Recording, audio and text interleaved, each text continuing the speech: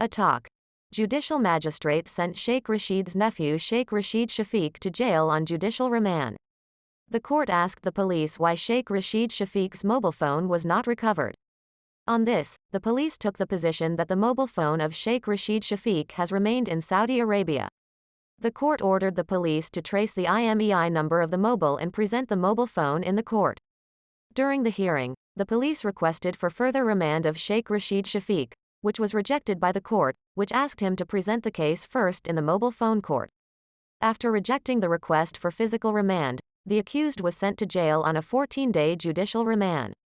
Sheikh Rashid Shafiq, nephew of former Interior Minister Sheikh Rashid, was arrested from Islamabad airport on April 30th over the incident.